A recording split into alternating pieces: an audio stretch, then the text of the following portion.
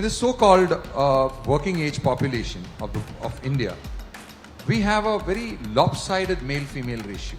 How will this play out? And what can we do to change that? It's not as bad as Iran and Saudi Arabia, okay? But you need to narrow that gap. Make sure that your laws are squeaky clean in terms of not discriminating against women. Your literacy figures are low by international standards.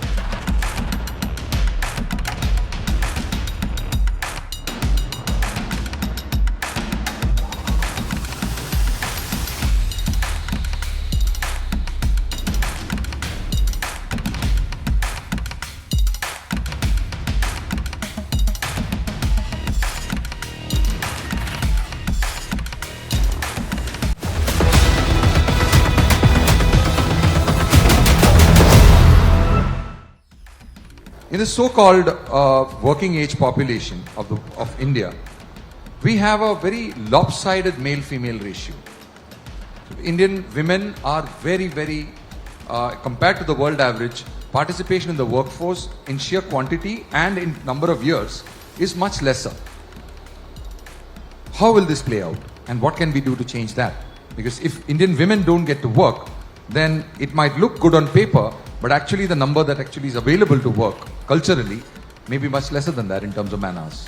Yeah, it's true. The data for India showed this huge gap in the labor force participation rate of men and women. The last numbers I looked at were for 2021, which is very recent. Labor force participation rate for men was 67%, for women they were 33%. So there is a gap of 34 percentage points, and this is huge. It's not as bad as Iran and Saudi Arabia, okay, where the gap is 50%, 52%, but that's not a good basis of comparison. I hope you will agree with me, right? In Iran, women are second-class citizens.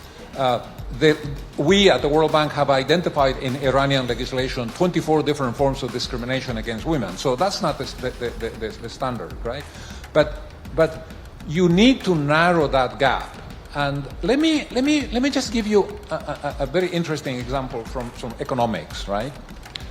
When women join the labor force because they have an education and they start working,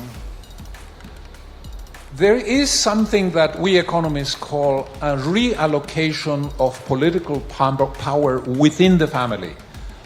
Because since the woman is working, she's contributing to family income. Therefore, she has a say on how the resources are spent.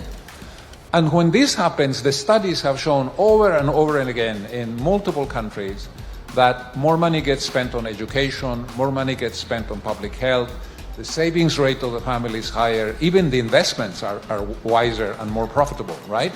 And all of this has repercussions for economic growth rate. So, by increasing the labor force participation rate of women, there is a huge economic dividend to be derived, for the Indian economy in the future.